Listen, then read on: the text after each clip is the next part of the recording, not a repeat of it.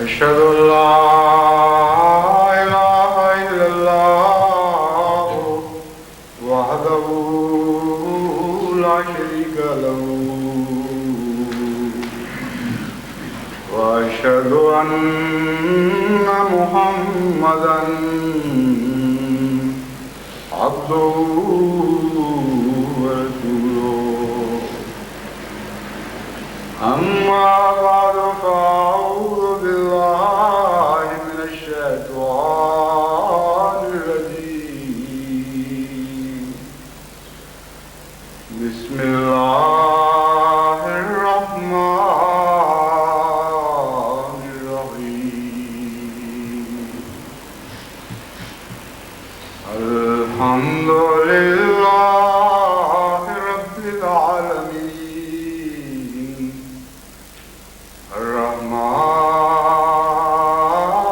الرحيم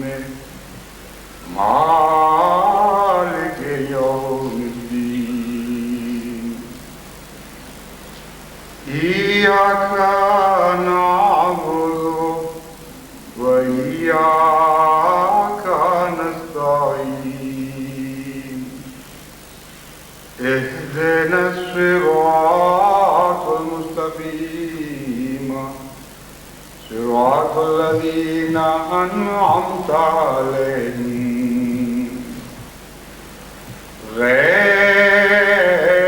المغضوب عليهم ولا الضالين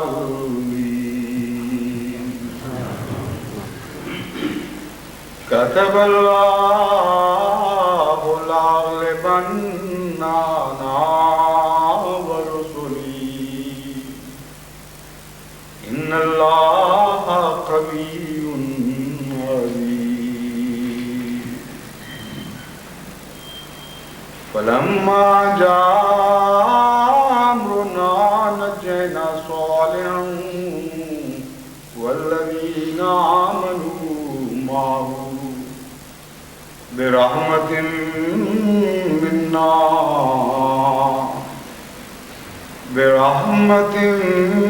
منا ومن خزي يومئذ إن ربك هو القوي العزيز ورد الله الذين كفروا بغيظهم لم ينالوا خيرا وكفى الله المؤمنين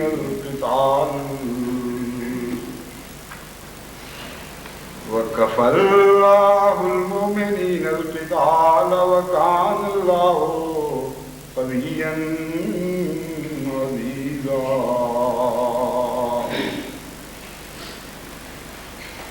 الله لطيف بعباده يرزق من يشاء وهو القوي العزيز وليعلم الله من ينصره ورسله بالغيب إن الله قوي عزيز ولينصرن الله من ينصره إن الله قوي عزيز. یہ چند آیات اور آخر پر بعض آیات کے ٹکڑے جو میں نے تلاوت کیے ہیں، ان سب میں اللہ تعالیٰ کی صفت قوی اور صفت عزیز کو دہرایا گیا ہے ان آیات میں، اور بار بار ایک خاص مضمون کے تعلق میں ان صفات کا ذکر فرمایا گیا ہے۔ پہلی آیت جو میں نے پڑھی اس کا ترجمہ یہ ہے کہ اللہ نے اپنے اوپر فرض کر لیا ہے، لَأَغْلِبَنَّ أَنَا وَرُسُلِي، کہ یقیناً میں اور میرے رسول غالب آ کر رہیں گے۔ اور اغلبنہ میں بھی ایسی شدت کے ساتھ غلبے کا اظہار فرمایا گیا ہے کہ اس سے بڑھ کر شدت سے غلبے کا اظہار عربی زبان میں ممکن نہیں۔ اول تو لفظ کتبہ حد سے زیادہ زور دینے کے لیے استعمال ہوتا ہے، اس سے اوپر عربی زبان میں کوئی لفظ نہیں ہے زور کا، کہ خدا نے فرض فرما لیا ہے اپنے اوپر۔ اور پھر لاغلبن انا برسلی میں نون ثقیلہ استعمال فرمایا، جس کا مطلب ہے کہ لازماً یہ ہو کر رہے گا، اس کے سوا کچھ ہو نہیں سکتا۔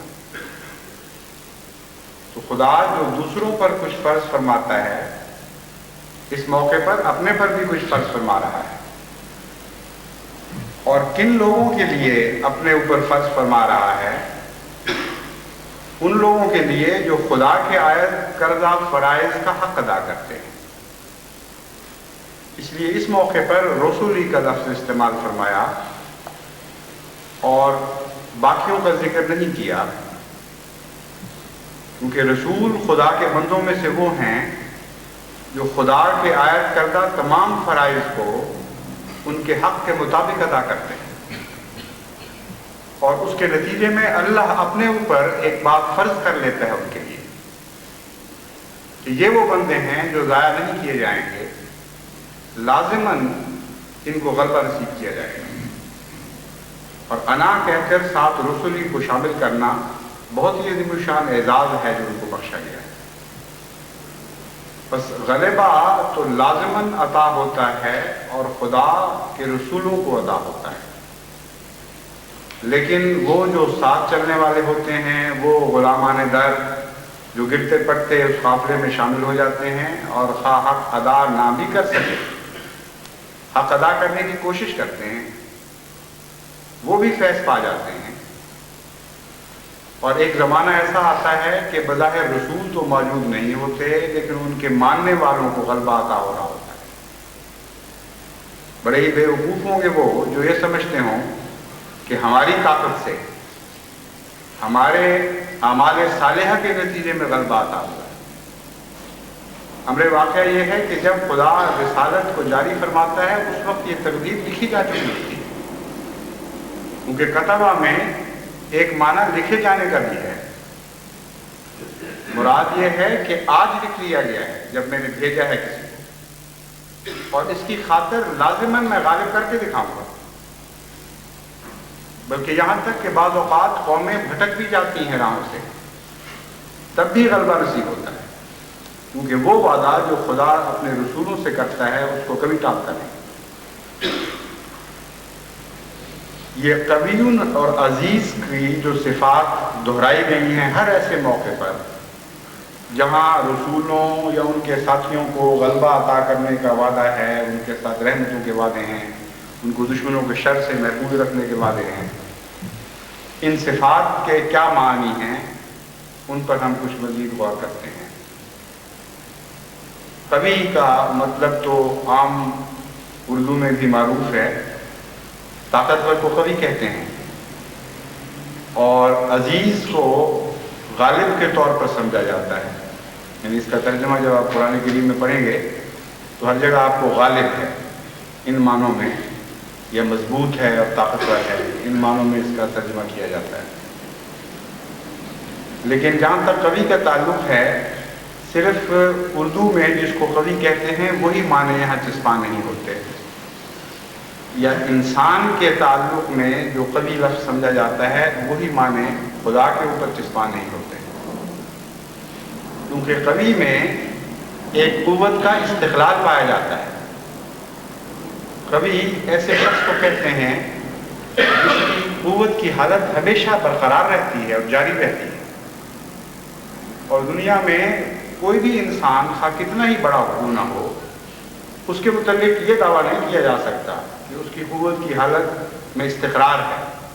اور کبھی اس میں زوال نہیں آ سکتا۔ وقتی زوال تو بڑے بڑے عظیم الشان جرنیلوں کی قوتوں میں بھی آ جاتا ہے، وہ بے ہوش ہو جاتے ہیں، وہ غش کھا کے جا پڑتے ہیں، ان کے خواہ معطل ہو جاتے ہیں کچھ عرصے کے لیے، یا عموماً آخر عمر پر جا کر انحطاط پذیر ہو جاتے ہیں۔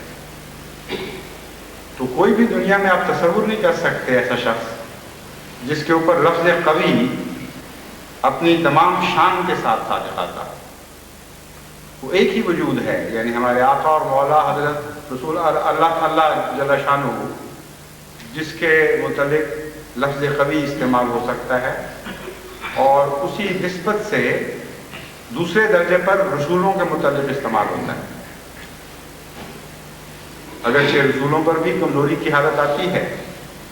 لیکن ایک قوی لفظ میں پوٹینشل کے معنی بھی پائے جاتے ہیں. اس لحاظ سے رسولوں کے متعلق ہم قوی کا لفظ استعمال کر سکتے ہیں کہ چونکہ ان کو غلبے کا وعدہ دیا گیا ہے اور ایسے قوی کی طرف سے وعدہ دیا گیا ہے جس کی قوت میں زوال کوئی نہیں، اس لیے پوٹینشل کے لحاظ سے بالقوا وہ قوی ہی رہتے ہیں.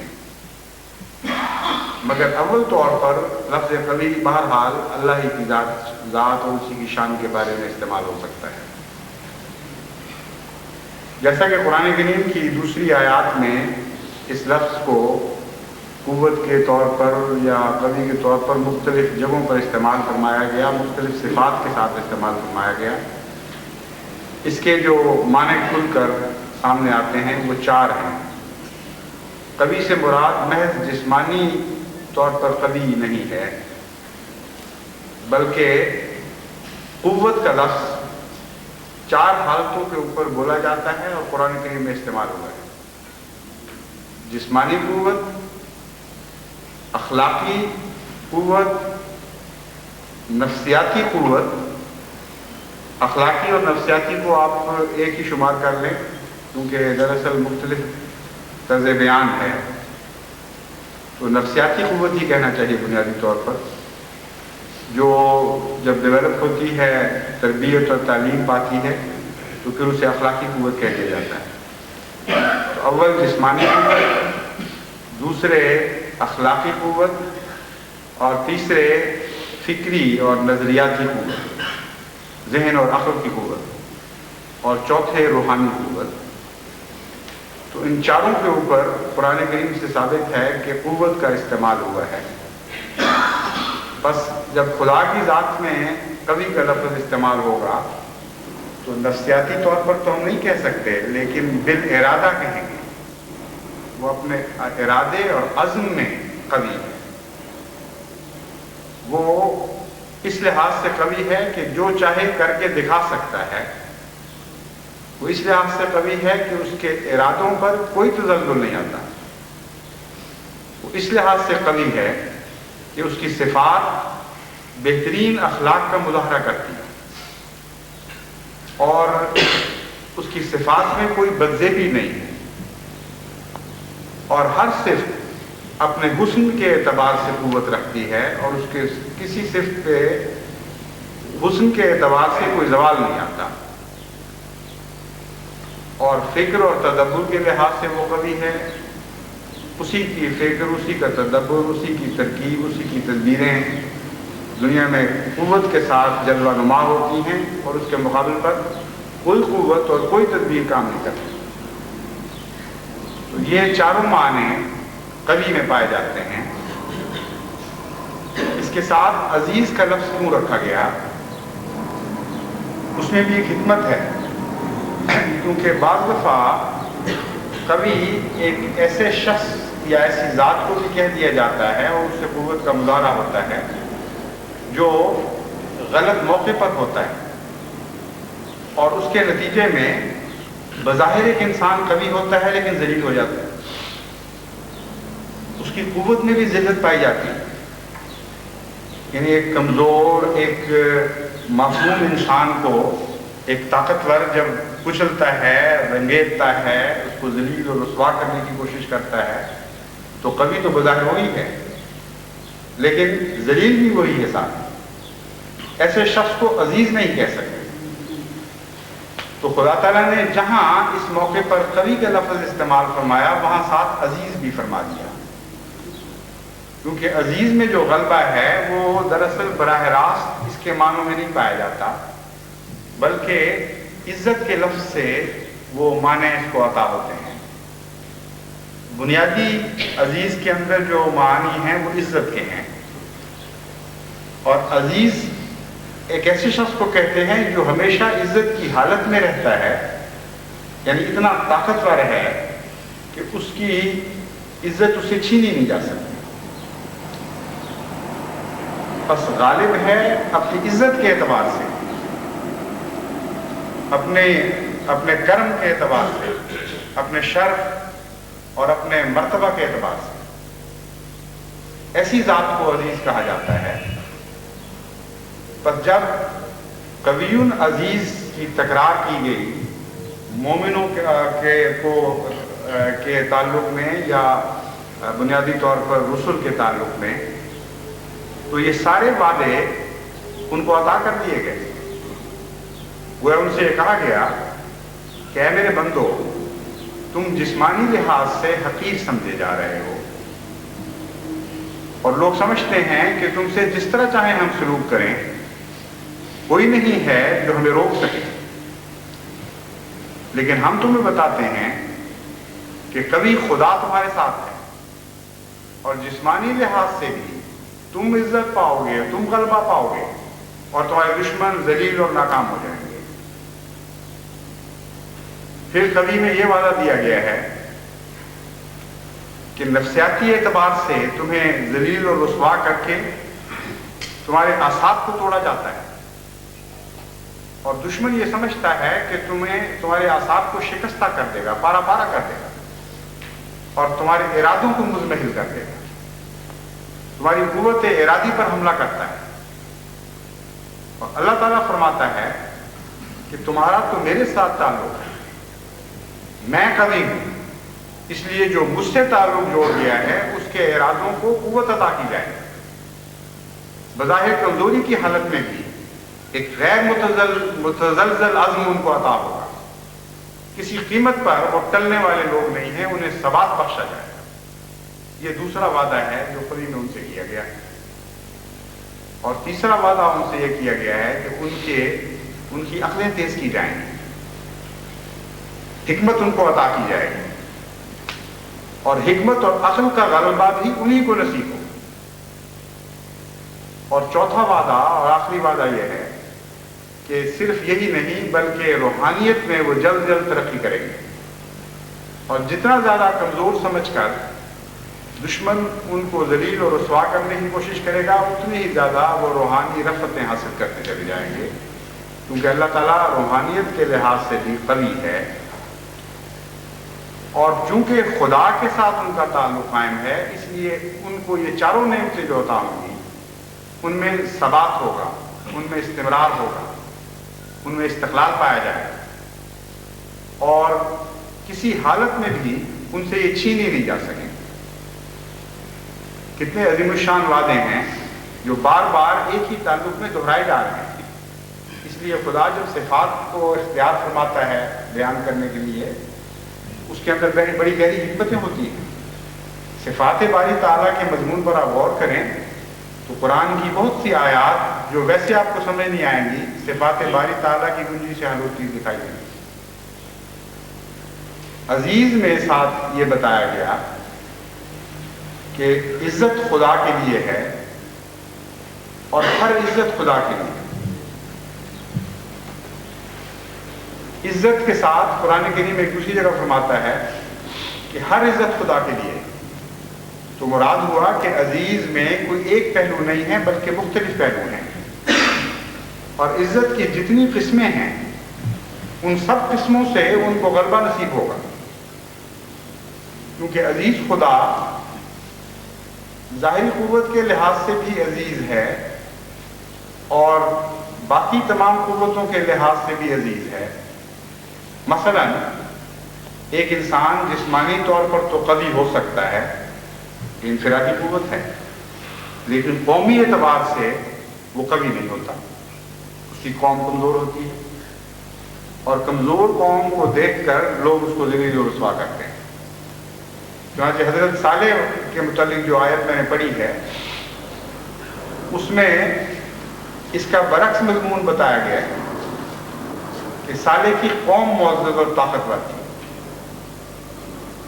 اور لیکن بعض انبیاء کی قومیں اپنی تو بہرحال طاقتور اور معزز ہوتی ہیں، ان کے ماننے والوں کی قومیں معزز اور طاقتور نہیں ہوتی. تو ایسی صورت میں ان کو چھوڑ دیا جاتا ہے اور ان کے ماننے والوں کو ذلیل و رسوا کیا جاتا ہے. اور یہ دنیا دار یہ فرق کر کے دکھاتے ہیں. مکے کی زندگی میں یعنی مکی دور میں حضرت صلی اللہ علیہ وسلم کے صحابہ دو حصوں میں منقسم ہو گئے تھے. ایک وہ تھے جن کی قومیں ذاتی طور پر جن کے ساتھ ان کا تعلق تھا، جن قوموں کے ساتھ وہ قومیں قوی تھیں اور عزیز تھیں. نتیجتاً ان قوموں کے افراد کے ساتھ بھی عزت کا سلوک ہو رہا تھا، باوجود اس کے کہ وہی بات کہتے تھے جو اس قوم کے غریب کہتے تھے. یعنی ایک وقت میں ایسی حالت آتی تھی کہ حضرت ابو بکر تو عزت اور شرف کے ساتھ سر اٹھا کر پھر رہے ہیں، لیکن بلال کو گلیوں میں گھسیٹا جا رہا ہے. اللہ تعالیٰ فرماتا ہے کہ یہ جو بظاہر کمزوری کی حالت ہے، یہ جو سمجھا جا رہا ہے کہ تمہاری قوم کمزور ہے، جن لوگوں سے تم وابستہ ہو وہ کمزور ہے. اگر ایسی حالت ہو تو اللہ تعالیٰ اس کمزوری کی حالت کو بھی عزت میں تبدیل کر دے گا. یعنی مراد یہ ہے کہ ایسے عزیز سے تمہارا تعلق ہو گیا ہے کہ ہر ماننے والے، ہر تعلق والے کی ہر ذلت کو عزت میں تبدیل کیا جائے گا اور غلبے میں تبدیل کیا جائے گا. اسی طرح بادشاہ ہوتے ہیں جو قوموں سے بڑھ کر عزت پاتے ہیں، لیکن ضروری نہیں کہ بادشاہ کو ہر قسم کی عزت نصیب ہو. بعض عزتوں کا تعلق اموال سے ہوتا ہے. ایک بادشاہ کا کتنا بڑا بادشاہ ہو، حکومتیں بعض دفعہ غریب ہوتی، نتیجتاً ان کو محتاج ہونا پڑتا ہے دوسروں کا، اور جب تک مال کی قوت نصیب نہ ہو مالی لحاظ سے وہ ذلیل ہو جاتے ہیں. چنانچہ جنگ کے مواقع پر بڑی بڑی عظیم یورپین قومیں مال کی کمی کی وجہ سے ذلیل ہوئی اور یہود کے ساتھ ان کو معاہدے کرنے پڑے. اور یہ جو اسرائیل کا مسئلہ کھڑا ہوا ہے اس میں ایک وجہ یہ بھی تھی، ایک محرک یہ بھی تھا کہ اسرائیل کا وعدہ انہوں نے اس بنا پر کیا کہ اپنی جنگ کے لیے یہود سے پیسہ لے کر استعمال کر رہے ہیں. اگرچہ یہود کو کوئی نقصان نہیں تھا اس پیسہ دینے میں، کیونکہ وہ زیادہ بڑھا کر وصول بھی کر رہا تھا، لیکن وقت کی جب ضرورت پڑتی ہے تو چاہے سود پر بھی پیسہ ملے، احسان زیر احسان آ جاتا ہے. تو کتنی بڑی بڑی عظیم شان یورپین قومیں آپ کے سامنے ہیں جو عزیز تو تھیں ایک پہلو سے، لیکن ایک دوسرے پہلو سے عزیز نہیں تھیں، اور جس پہلو سے عزیز نہیں تھیں اسی پہلو سے ان کے لیے آئندہ ذلتوں کے سامان بھی پیدا ہو گئے، بنیادیں قائم ہو گئیں ان کے ذلیل کیے جانے کی، یعنی ایک ظلم کرنے پر مجبور ہو گئے. بہرحال تو عزت کے بہت سے پہلو ہیں. اللہ تعالیٰ جب فرماتا ہے میں عزیز ہوں، تو ایک انسان کی طرح کا عزیز نہیں ہے خدا، وہ عزت کے ہر پہلو میں عزیز ہے. اموال کے لحاظ سے بھی عزیز ہے، دولتوں کے لحاظ سے بھی عزیز ہے، بادشاہتوں کے لحاظ سے بھی عزیز ہے، اور ذاتی شرف کے لحاظ سے بھی عزیز ہے. چنانچہ قرآن کریم اسی لیے رزق کے تعلق میں بھی عزیز اور قوی کی صفات بیان فرماتا ہے. اگر صفات باری تعالیٰ کے مضمون پر یکجائی نظر نہ ہو تو انسان حیران ہوتا ہے کہ یہاں رازق کہنے کا تو موقع تھا، قوی اور عزیز کہنے کا کون سا موقع ہے؟ لیکن جب آپ صفات کی حکمتوں کو سمجھیں تو پھر چابی کی طرح، جس طرح چابی سے تالا کھلتا ہے اس طرح مضمون کھلنے شروع ہو جاتے ہیں. اللہ تعالیٰ فرماتا ہے اللہ لطیف بعبادہ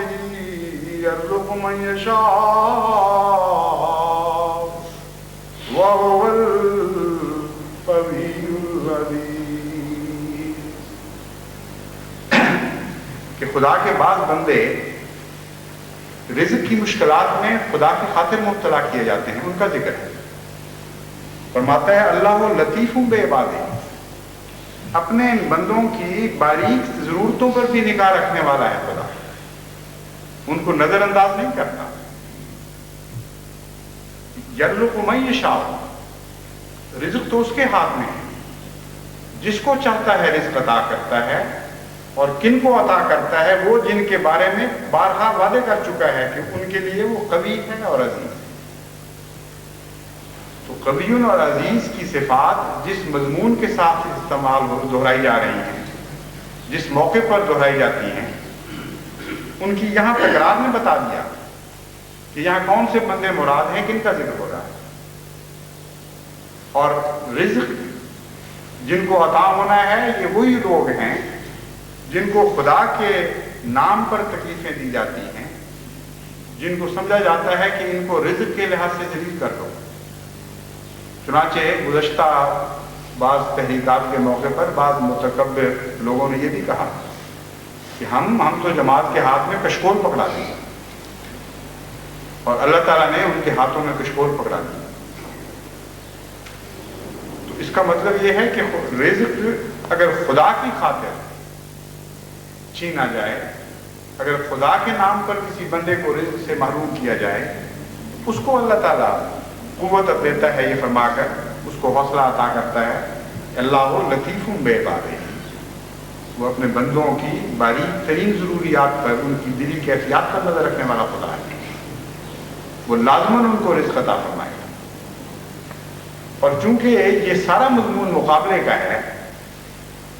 اس لیے اس کا دوسرا پہلو یہ ہے، جہاں یہ چار صفات مومنوں کے لیے اس بات کا پہلو رکھتی ہیں،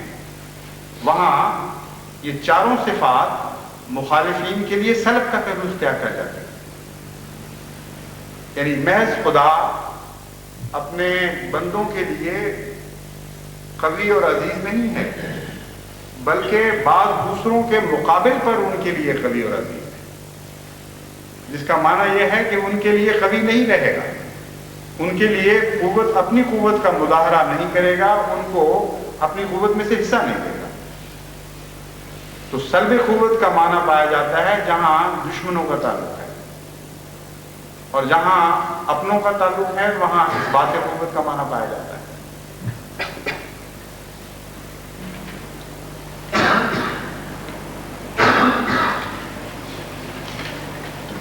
چنانچہ دوسری آیت میں یہ سارا مضمون مختلف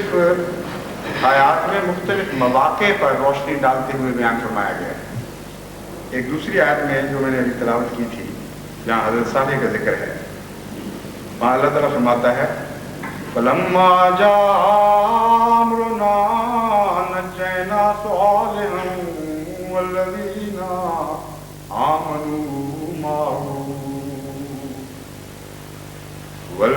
آمَنُوا مَعَهُ بِرَحْمَةٍ مِنَّا وَمِنْ خِزْيِ يَوْمَئِذٍ إِنَّ رَبَّكَ هُوَ الْقَوِيُّ الْعَزِيزُ۔ ایک مدت تک ہم نے صالح کو اور اس کے ساتھیوں کو آزمایا، اور خدا کے نام پر انہیں کئی قسم کی تکالیف دی گئی، لیکن پھر وہ وقت جب آیا جب خدا کے فیصلے کے نے ظاہر ہونا تھا۔ امرونا سے مراد یہ ہے کہ ہم نے جس دن اپنے فیصلے کو ظاہر فرمانا تھا، جب وہ وقت آیا تو ہم نے صالح کو بھی اور اس کے تمام ساتھیوں کو بھی اپنے فضل سے، اپنی رحمت سے نجات بخش دی۔ من خزی یومئذ، اس دن کی ذلت سے نجات بخشی۔ بس یہاں قوی اور عزیز کے اجتماعی معنی اکٹھے دکھائے گئے ہیں،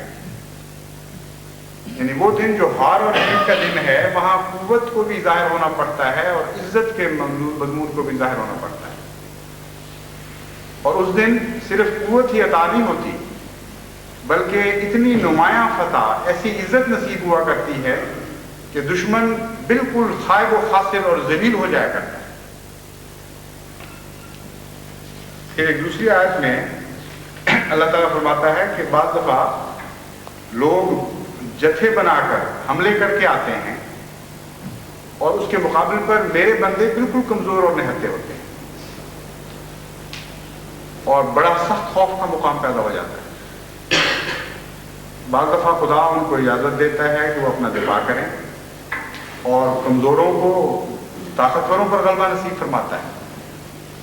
لیکن فرماتا ہے کہ بعض ایسی حالتیں بھی ہوتی ہیں کہ ان کو میں نہ لڑنے کی اجازت دیتا ہوں اس وقت، نہ ایسا موقع پیدا کرتا ہوں، بلکہ خدا خود ان کی خاطر لڑتا ہے، اور بجائے اس کے کہ ان کے ہاتھوں دشمن شکست کھائے، اللہ تعالیٰ کی عظیم الشان مخفی نہ نظر آنے والی قوتوں کے ذریعے دشمن شکست کھا جاتا ہے۔ فرمایا وَرَدَّ اللَّهُ الَّذِينَ كَفَرُوا بِغَيْظِهِمْ لَمْ يَنَالُوا خَيْرًا وَكَفَى اللَّهُ الْمُؤْمِنِينَ الْقِتَالَ وَكَانَ اللَّهُ قَوِيًّا عَزِيزًا۔ اللہ تعالیٰ نے ان لوگوں کو جو بہت غیظ کے ساتھ، بہت غصے کے ساتھ اور جوش دکھاتے میرے بندوں پر حملہ آور ہوئے تھے، ان کو اس حالت میں رد فرما دیا، لوٹا دیا کہ وہ اپنا غیظ اپنے ساتھ ہی لے کر لوٹے، یعنی ان کو غیظ نکالنے کا موقع عطا نہیں، وہ اپنی حسرتیں لے کر واپس لوٹ گئے کہ ہم نے تو یہ کرنا تھا اور وہ کرنا تھا اور یہ ظلم ڈھانے تھے، اس طرح اپنے سینوں کو ٹھنڈا کرنا تھا، لیکن جو آتش غیظ ان کے سینوں میں بھڑک رہی تھی وہ اسی طرح بھڑکتی رہ گئی اور اپنی اس آگ کو واپس لے کے لوٹ گئے۔ لم ینالوا خیرا، اس حال میں کہ کوئی بھی نفع ان کو نصیب نہ ہو، کوئی بھلائی ان کو نہ پہنچی۔ خیرن وہ نکرے کے طور پر رکھ کر یہ مانا ہے کہ کسی قسم کی بھی کوئی بھلائی ان کو نصیب نہ ہو، اپنے ہر ارادے میں ناکام ہو۔ وَكَفَى اللَّهُ الْمُؤْمِنِينَ الْقِتَالَ، اور دیکھو یہاں اللہ لڑا ہے مومنوں کی طرف سے۔ کَفَى اللَّهُ الْمُؤْمِنِينَ الْقِتَالَ کا مطلب ہے کہ خدا کا لڑنا مومنوں کے لیے کافی ہو گیا، ان کو ضرورت ہی پیش نہیں آئی۔ جب خدا لڑتا ہے تو بعض دفعہ اس طرح لڑتا ہے کہ مومن کو اپنے دفاع کی ضرورت ہی پیش نہیں آتی۔ وَكَانَ اللَّهُ قَوِيًّا عَزِيزًا، یہاں بھی وہی مضمون کہ اللہ قوی ہے اور عزیز ہے۔ تو جہاں جہاں بھی مقابلے کا مضمون ہے وہاں اللہ تعالیٰ کی قوت اور اس کی عزت کا ذکر، اس کی تکرار فرمائی گئی۔ پھر آگے جو میں نے 2 آیات کے ٹکڑے پڑھے تھے ان میں ایک اور مضمون کی طرف بھی اشارہ فرما دیا گیا۔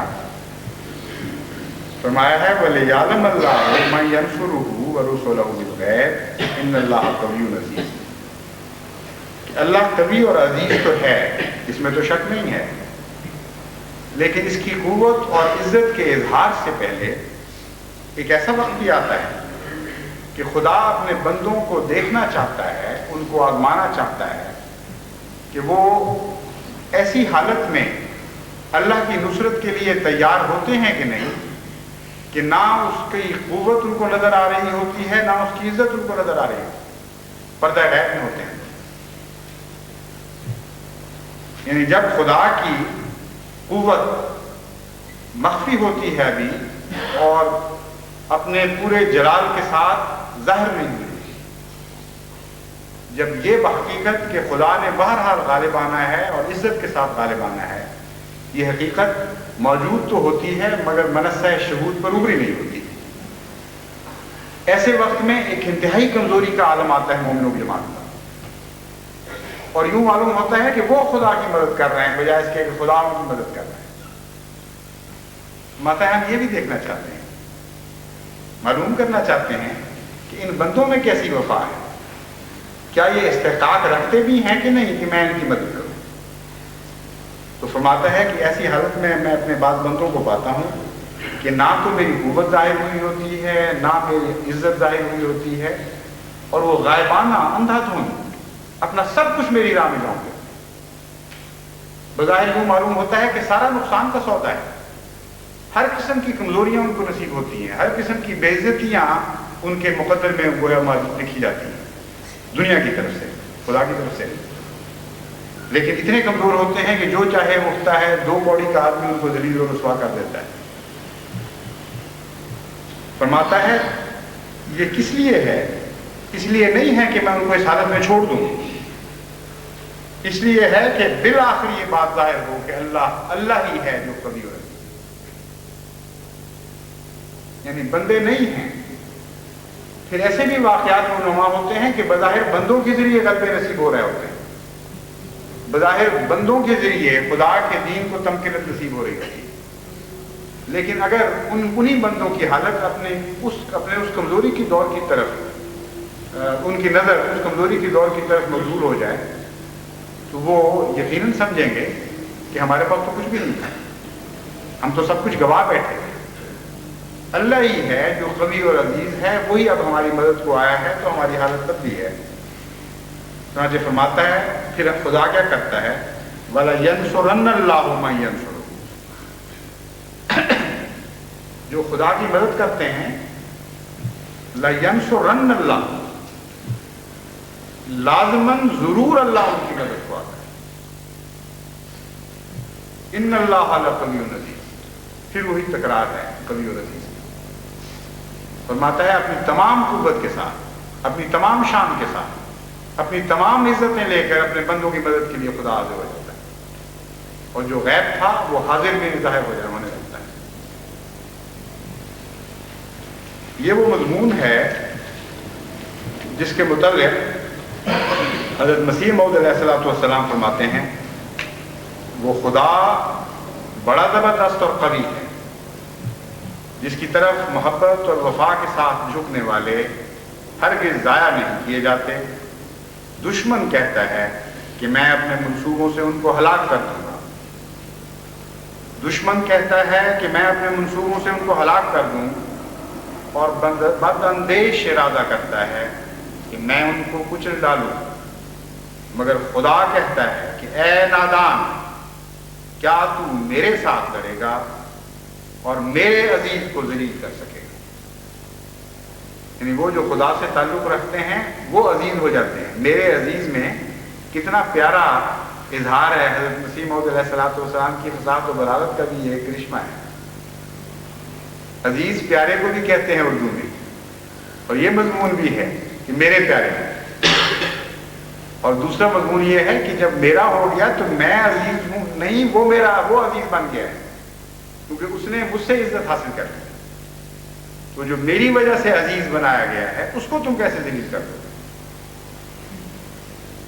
در حقیقت زمین پر کچھ نہیں ہو سکتا مگر وہی جو آسمان پر پہلے ہو چکا۔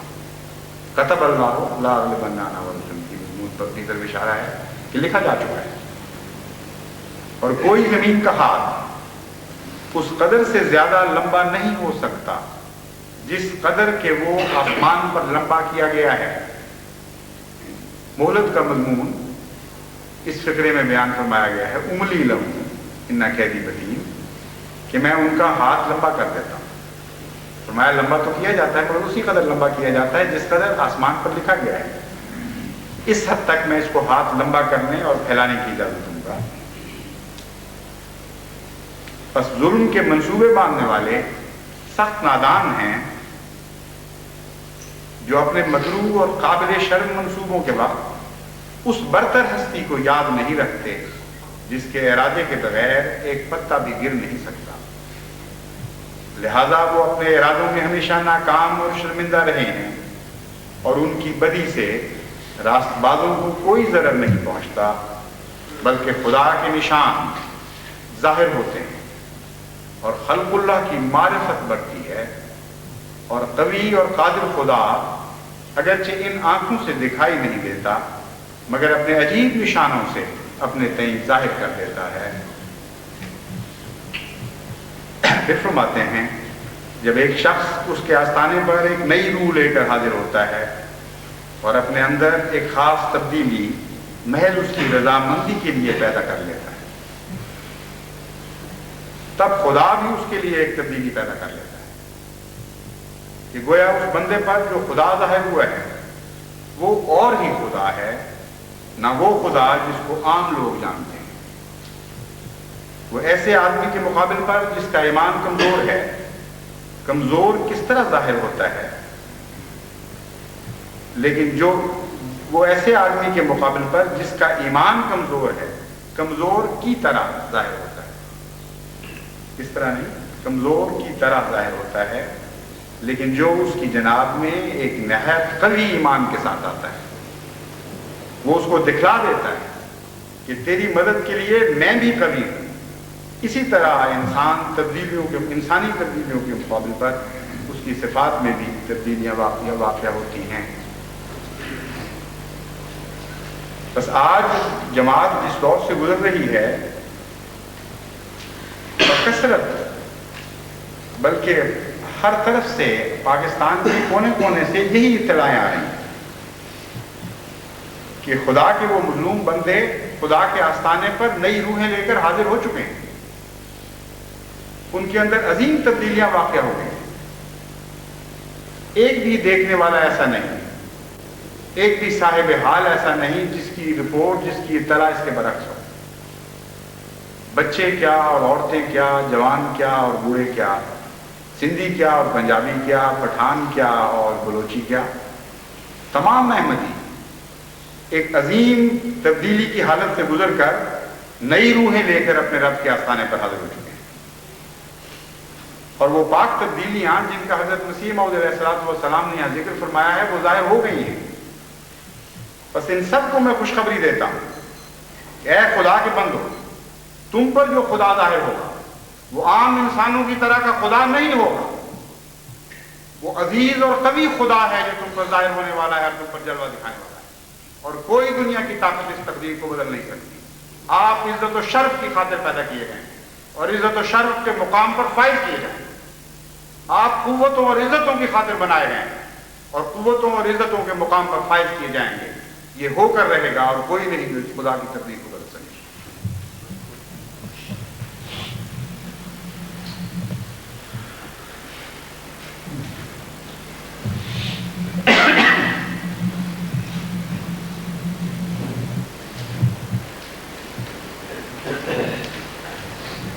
الحمدللہ نحمدہ ونستعینہ ونستغفرہ